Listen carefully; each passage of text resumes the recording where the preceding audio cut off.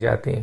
ایک ایسا شخص جو نان الیکٹڈ ہے، عوام پسند ہی نہیں کرتی، ان کے اپنے ورکر ان کو نہیں پسند کرتے، لیکن اس کو پاکستان میں مسلط کر دیا گیا. اب جس نے بھی مسلط کیا ہے وہ بتائے 2.5-3 مہینے کے اندر ہم ساری ذمہ داری تو پی ٹی آئی اور آئی ایم ایف کی اوپر ڈال رہے ہیں کہ یہ ایگریمنٹ ہے، یہ ایگریمنٹ ہے، یہ ایگریمنٹ ہے. چلیں جی یہ ایگریمنٹ ہے، مان لیتے ہیں، لیکن آپ نے 2.5-3 مہینے کے اندر شہباز شریف، آپ کے منسٹر فائنانس نے کون سی ایسی ایک پالیسی دے دی ہے جو عوام دوست ہو، عوام کے مفاد میں ہو؟ میں ابھی چاہوں تو بہت ساری چیزیں گنوا دوں کہ آپ فائلر کے ساتھ کیا کر رہے ہیں، آپ نے عام آدمی کے لیے کون سا ٹیکس یا آپ نے کیا دیا، آپ نے عام آدمی کو کیا دیا، بتائیے کیا ریلیف دیا ہے. بات کرنے کو تو بہت کچھ ہے، لیکن میں یہ بتانا چاہتا ہوں کہ یہ صاحب یہ ایک ارب پتی بزنس مین ہے، ان کے مفادات ارب پتیوں کے ساتھ ہیں. یہ ایک طریقے سے آئی ایم ایف کے ترجمان ہیں، ان کے خلاف نہیں جا سکتے مفتاح اسماعیل صاحب. اور کس طرح یہ پی ایم ایل این میں اتنے مقبول ہو گئے جبکہ کوئی سیاسی ان کا کیریئر نہیں تھا؟ تو آئیے میں آج آپ کو بتاتا ہوں. یہ مختلف سیاسی جماعتوں کو کہ کراچی کے اندر جو بھی مختلف سیاسی جماعتیں فنکشن کرتی تھیں اس کے اسپانسر تھے. ایک اسپانسر انہوں نے پی ایم ایل این کے لیے بھی کیا، ایک نہیں اور بھی کیے. تو اس زمانے میں آپ کو پتہ ہے سابق صدر ممنون صاحب ہوتے تھے.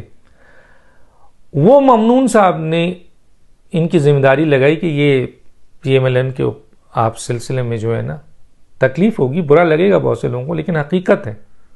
اور میں یہ باتیں ایسی نہیں کر رہا ہوں، ظاہر ہے میرے پاس دلائل اور ثبوت ہیں، دلائل ہیں میرے پاس گواہ موجود ہیں کہ یہ اسپانسر کرتے تھے.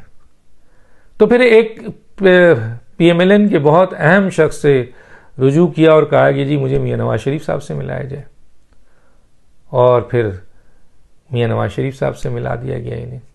میاں نواز شریف صاحب کو کیا پتا کہ یہ کون ہے، اور ان صاحب کو بھی اتنا اندازہ نہیں تھا کہ یہ کون ہے، لیکن کیونکہ ممنون صاحب نے ان کو آگے لائے تھے، کراچی کے ایک بہت بڑے بزنس مین تھے، ہر سیاسی جماعت کو اسپانسر کرتے تھے، اور یہاں ان کو پک کر لیا گیا. اور پھر میاں نواز شریف صاحب سے ملاقات کرا دی گئی، اور اس کے بعد دیکھتے ہی دیکھتے جو پی ایم ایل این کا ایک مفاد طبقہ ہے اس طبقے نے ان کو سر پہ بٹھا لیا.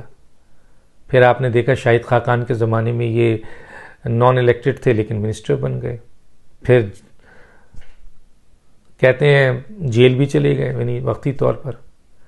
لیکن مفتاح اسماعیل صاحب اس طریقے سے پی ایم ایل این کا حصہ بنے. آج بھی وہ پی ایم ایل این کا حصہ نہیں ہے. آج بھی ان کے مفادات، پی ایم ایل این کے مفادات، نواز شریف صاحب کے مفادات، شہباز شریف صاحب کے مفادات، مریم نواز صاحبہ کے مفادات، پی ایم ایل این کے لوگوں کے مفادات، عام پی ایم ایل این کے لوگوں کے مفادات، ایون کہ عام پاکستانیوں کے مفادات کے لیے بھی نہیں ہے. ان کے مفادات صرف اور صرف ارب پتی، کھرب پتی لوگوں کے مفادات کے لیے ہے، اور وہی چیزیں یہ سامنے لا رہے ہیں. اب میرا خیال ہے شہباز شریف صاحب کے لیے مجبوری تھی کہ شاید بہت بڑی سفارش آ گئی کسی جگہ سے، یا کوئی اور پی ایم ایل این میں نہیں ملا. حالانکہ پی ایم ایل این میں بہت اچھے دماغ موجود ہیں اور ان سے اچھا ڈیلیور کر سکتے ہیں.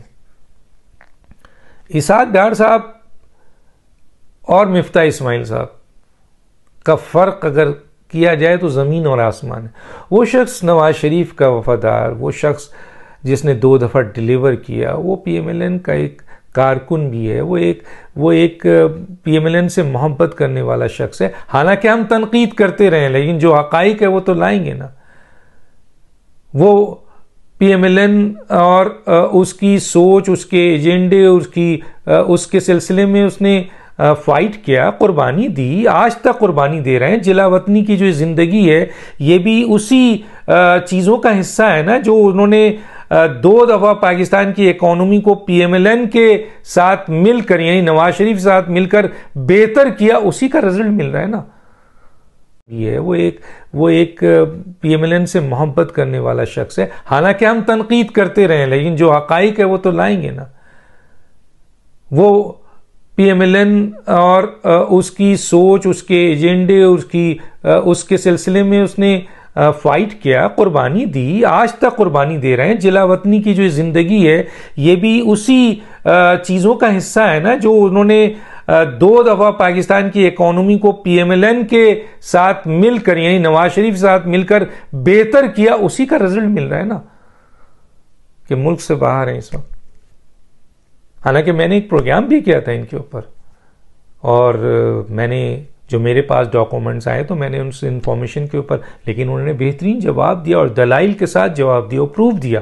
تو آج بھی میں کہتا ہوں کہ جو لوگ ان کے اوپر یہ الزام لگا رہے ہیں اور یہ کہتے ہیں، میں نے بہت ساری جگہوں پہ ان کے انٹرویوز سنے، اس میں یہ کہہ رہے ہوتے ہیں کہ میرے اوپر کوئی الزام نہیں ہے، اگر کوئی مانگتا ہے تو سارے ڈاکومنٹس میں دینے کو تیار ہوں. لیکن اس کے باوجود اسحاق ڈار کو روکنا، جو بھی روک رہا ہے وہ غلط کر رہا ہے.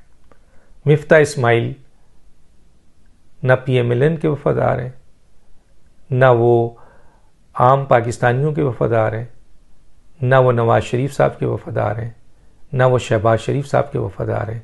وہ صرف اپنے اور ارب پتی، کھرب پتی مافیاز کے اور آئی ایم ایف کے وفادار ہیں. دوسری طرف اسحاق ڈار نواز شریف کے وفادار ہیں، شہباز شریف کے وفادار ہیں، پوری پی ایم ایل این کے وفادار ہیں، پی ایم ایل این کے ورکروں کے وفادار ہیں، پی ایم ایل این کے ساتھیوں کے وفادار ہیں، پاکستان کے وفادار ہیں، عام پاکستانیوں کے وفادار ہیں، کیونکہ ثابت کیا انہوں نے پاکستان کی معیشت کو، عام لوگوں کو ریلیف دے کر، اور اپنے ملک کے وفادار ہیں، اپنے اداروں کے وفادار ہیں. تو یہ جو بھی بیچ میں چیزیں ہیں وہ مناسب نہیں. آج مجھے یہ بولنا پڑا، بتانا پڑا کہ ایک ایسا شخص اور جو اس وقت پاکستان کی اس موقع پہ جو معیشت ہے، چلیں معیشت بہت بہتر ہوتی، بڑی آپ کے پاس پیسہ ہوتا، ریزرو ہوتا، آپ کسی کو بھی لگا دیتے یار، کوئی فرق نہیں پڑتا. لیکن یہ وہ وقت نہیں ہے، یہ وہ وقت نہیں ہے کہ مفتاح اسماعیل جیسے لوگ معیشت کو لے کے آگے چلیں، کیونکہ ان کے مفادات ایک عام پاکستانی کے لیے ہو ہی نہیں سکتے. جو آدمی خود ارب پتی، کھرب پتی ہے، اور جو پی ایم ایل این میں ایک چور دروازے سے آئے، کوئی سیاسی کارکن نہیں ہے، کوئی قربانی دے کے نہیں آئے جیسے پی ایم ایل این کے اکثر وزراء نے قربانی دی ہے. یہ تو ایک جھٹکے میں چلے گئے کسی بنیاد پر، ورنہ ان کا پی ایم ایل این سے کیا تعلق. یہ تو ایک اسپانسر ممنون صاحب کے اسپانسر تھے جو کئی سیاسی جماعتوں کو کرتے تھے، ان کو بھی کیا، اور یہاں سے کچھ لوگوں نے ان کو کیچ کیا. اور آج بھی نواز شریف صاحب، میں جتنا جانتا ہوں نواز شریف صاحب ان پر اعتبار نہیں کرتے. نواز شریف صاحب اگر اعتبار کرتے ہیں تو صرف اسحاق ڈار صاحب پہ کرتے ہیں. لیکن افسوس کہ اس وقت جو حکومت اتحادی، اس میں ایک ایسا شخص جس نے 2 دفعہ پاکستان کی اکانومی کو بہتر کیا، وہ ملک سے باہر جلا وطنی کی زندگی گزار رہا ہے، جبکہ اس کی اس وقت ضرورت ہے.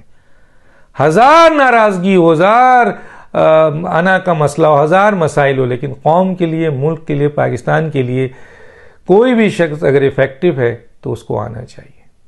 تو دانش کو یاد دیجیے. اللہ حافظ.